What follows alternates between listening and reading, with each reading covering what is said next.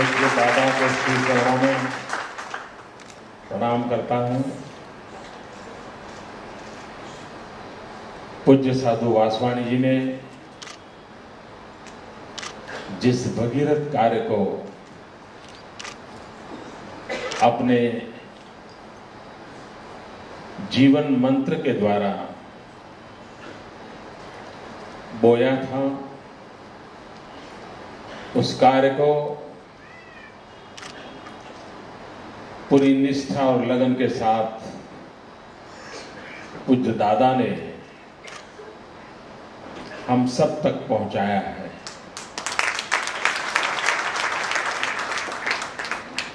मुझे कभी कभी लगता है कि गुरु मिलना तो बड़ा आसान होता है, लेकिन बहुत ही कम गुरु भाग्यवान होते हैं जिन्हें ऐसे शिष्य मिलते हैं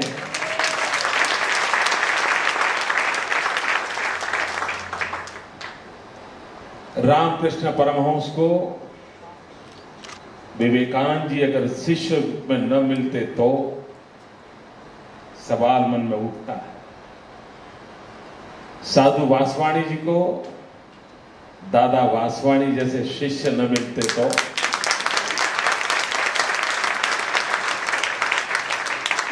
इसलिए कभी कभी तो लगता है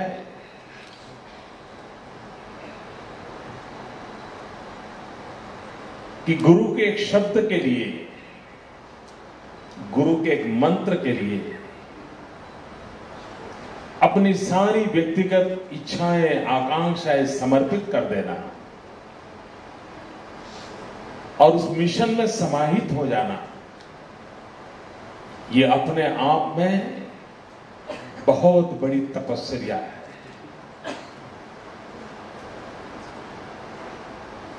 जिसके चरणों में बैठना है, इसके लिए भी जन्मों जन्म तपस्या करनी पड़ती है। आज मुझे उनके बगल में बैठने का सौभाग्य मिला है।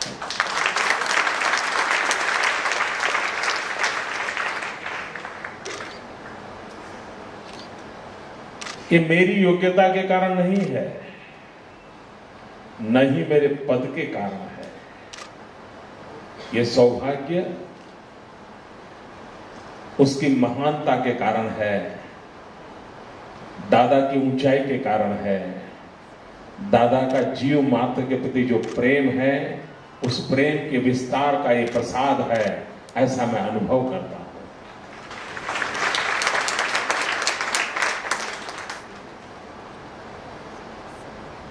दादा से व्यक्तिगत जो बातें हुई, मैंने कल्पना तक नहीं की थी कि दादा मुझे इतना प्यार करते हैं। अगर आज मैं यहां रूबरू ना आता तो शायद इस आध्यात्मिक प्रेम की अनुभूति का स्वाद मेरा अधूरा रह जाता।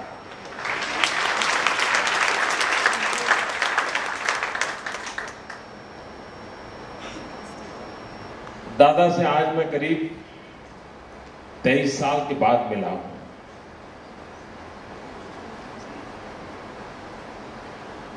अमेरिका में एक वर्ल्ड रिलीजन कॉन्फ्रेंस के लिए मैं गया था। पूज्य दादा वहां थे और मुझे घंटों तक दादा के साथ बिताने का उस समय सौभाग्य मिला था। और कभी कभी लगता है कि संतों का थोड़ा सा स्पर्श भी आपके जीवन को स्पार्क दे देता है। हो सकता है मेरे जीवन में भी ऐसी कोई अलाई होगी जिसने मुझे सही रास्ते पर जाने का सामर्थ्य दिया होगा। 95 ईयर उस जन्मदिन के समारोह के निमित्त, उसके प्रारंभ निमित्त मुझे आज आने का सौभाग्य मिला है। लेकिन मैं आज ईश्वर से प्रार्थना करता हूं कि शताब्दी मनाने के अवसर पर भी मुझे आने का सौभाग्य मिला।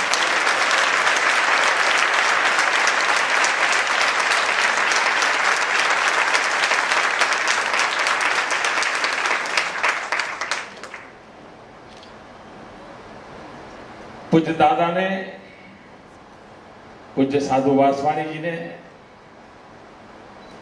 भारत की इस महान परंपरा और संस्कृति को व्यवहार जीवन में परोने का प्रयास बड़ी सफलतापूर्वक किया है।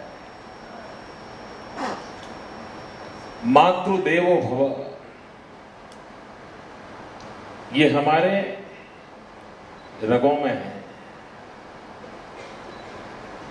लेकिन मातृशक्ति राष्ट्र के उत्थान के लिए कितनी बड़ी शक्ति बन सकता है, ये साधु वासवानी जी भली भांति जानते थे। उनके सारी मूवमेंट के केंद्र बिंदु में नारी का सशक्तिकरण, डिग्निटी, उसका गौरव, उसका सम्मान, उसकी प्रतिष्ठा। और जैसे महात्मा गांधी कहते थे कि अगर एक बेटी पढ़ती है तो पूरा परिवार पढ़ता है।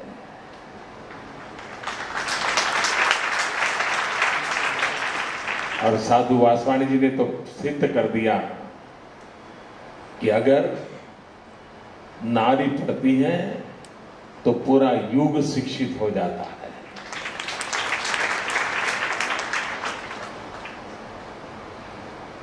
सेवा हमारे सारी स्पिरिचुअल एक्टिविटी के केंद्र बिंदु में है, हमारे मैनिफेस्टेशन में है। और यही तो हम पश्चिम से अलग होते हैं। पश्चिम में सहज कल्पना है, ईट, ड्रिंक एंड रीमैरी। वहां के जीवन में सहज है और हमारे जीवन में सहज है तेन तख्तेन भूंजी था, त्याग करके भोगने की कल्पना। ये हमारे संस्कृति में, हमारे संस्कार में, हमारी विरासत में है। दादा ने हमें 7 सूत्र आज मिले हैं। उन 7 सूत्रों का एक बिंदु महत्वपूर्ण जो है वो है सेवा और समर्पण के भाव को विविध विविध प्रवृत्तियों के द्वारा से कैसे सशक्त किया जा सकता है। साधु वासवानी जी की बात आती है तो जीव दया की चर्चा जरूर आती है।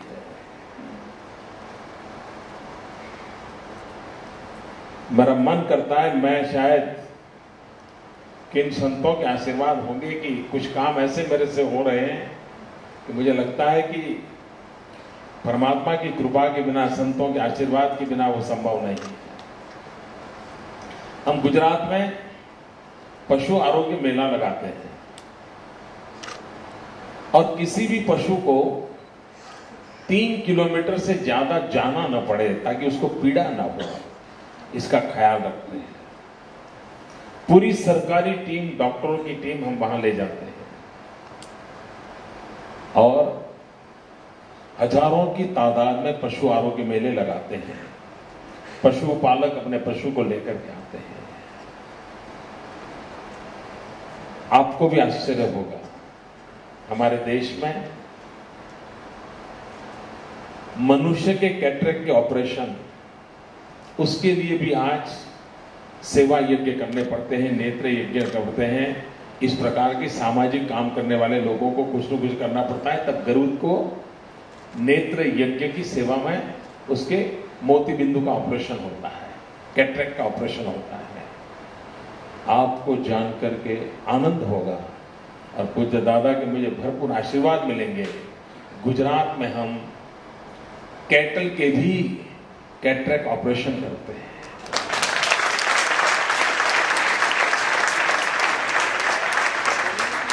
जीव दया के इस काम को इतनी भक्तिपूर्वक मेरी सरकार में हमने माहौल बनाया है कि छोटे से भी वेदर चेंज के कारण पशु को अनेक बीमारियां हो जाती हैं। ये लगातार प्रयासों का परिणाम है कि 112 से अधिक बीमारियां जो पशु को हुआ करती थी गुजरात प्रदेश में, उसको टोटली इरेडिकेट कर दिया गया।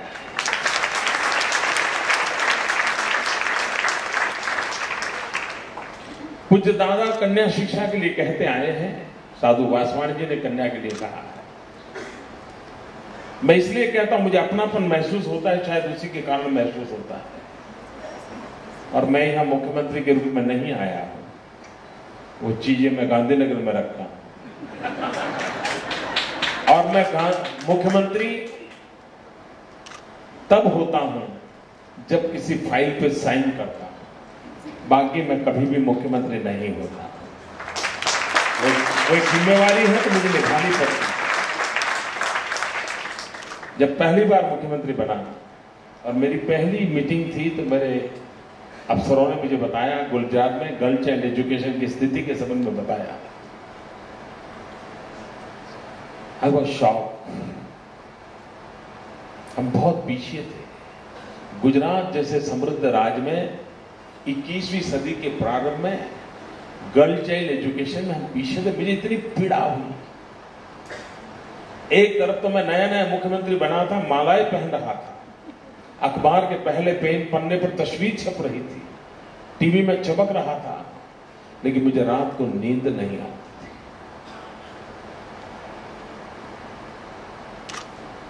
कि मेरे राज्य में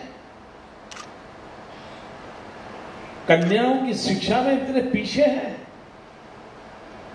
हमने उसे एक मिशन के रूप में लिया और दादा के चरणों में बात निवेदन करते हुए मुझे आनंद होता है कि आज हम स्कूल जाने योग्य बेटियों को 100% स्कूल में ले जा रहे हैं।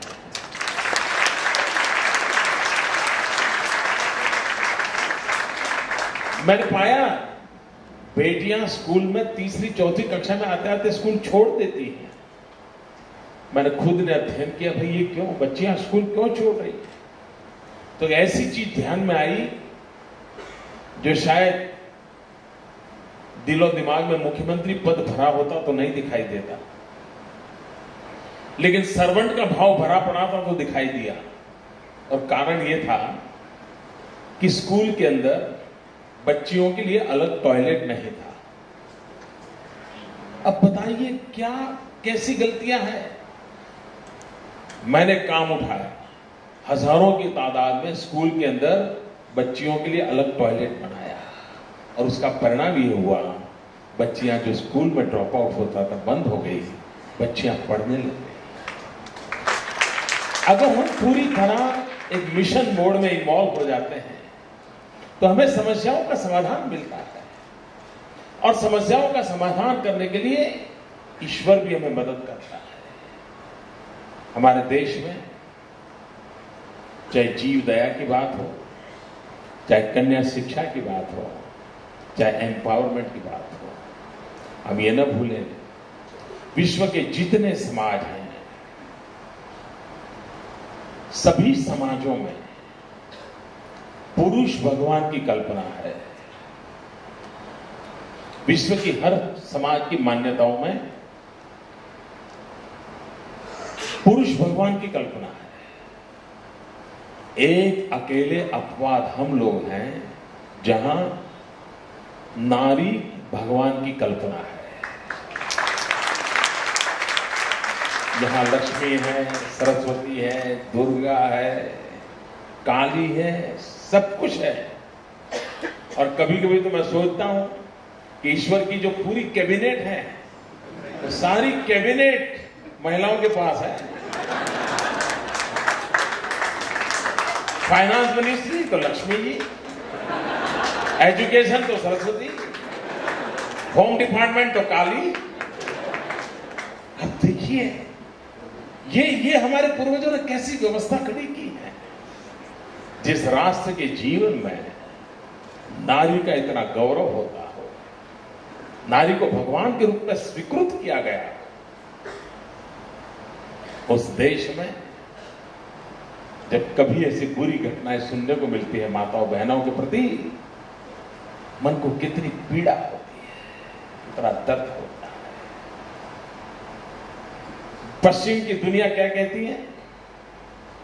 पश्चिम की दुनिया कहती है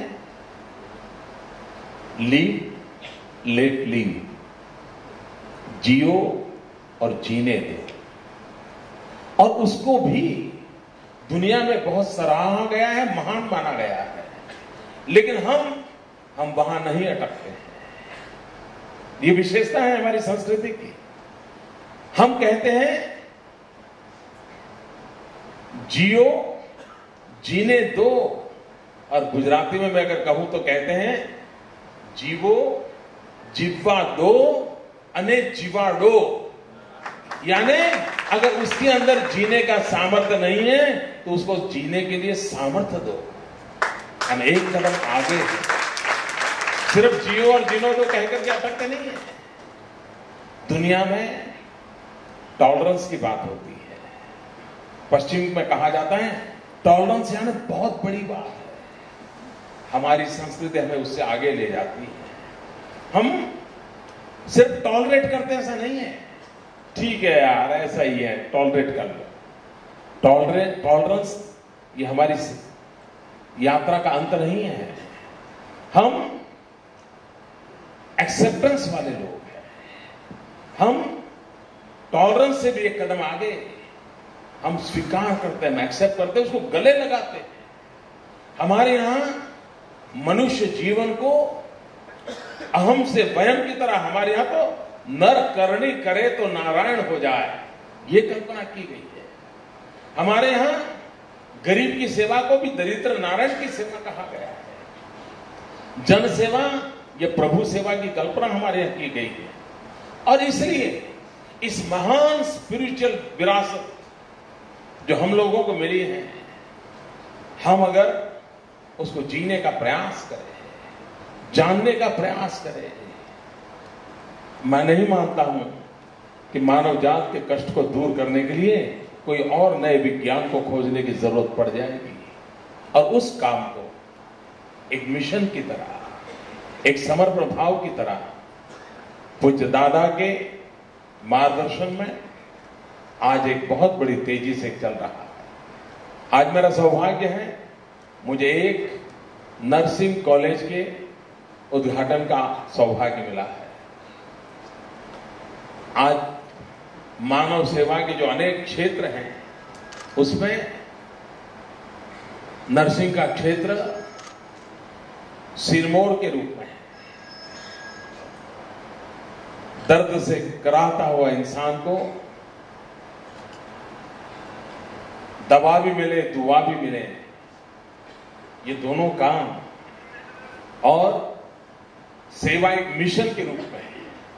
और जब इस प्रकार के मिशन एक्टिविटी से निकलती हुई नर्स आएगी तो एक परमात्मा रूप बन करके आएगी। और उस काम को आज दादा ने आरंभ किया। पूरे विश्व को आज नर्सिस की जरूरत है। पूरे विश्व में ये एक ऐसा प्रोफेशन है, लोग नहीं मिल रहे। मानव कल्याण के इस महान काम के लिए पूज्य दादा के द्वारा जो प्रयास हो रहा है, वो मानव जात के कल्याण का एक बहुत बड़ा काम करेगा, ऐसा मुझे पूरा विश्वास है। पूज्य दादा ने आज मेरे लिए इतने अच्छी बातें बताई है। मैं दादा से प्रार्थना करता हूं कि उन्होंने जिस रूप में मुझे आपके सामने पेश किया है, मुझे वैसा बनने की ताकत दे।